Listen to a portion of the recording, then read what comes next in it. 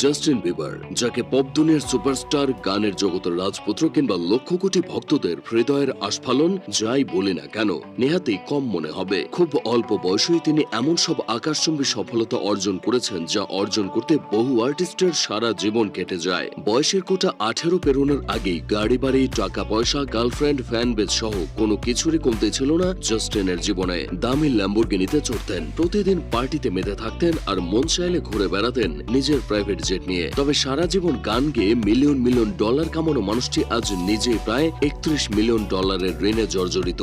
এমনকি নিজের হাত খরচের টাকাও তাকে নিজের স্ত্রী থেকে চেয়ে নিতে হয়। এর চেয়েও বিস্ময়ের ব্যাপার হলো যে জাস্টিন বিবারের চেহারা দেখলেই একটা সময় সকল বয়সের নারীরা ফিদা হয়ে যেত।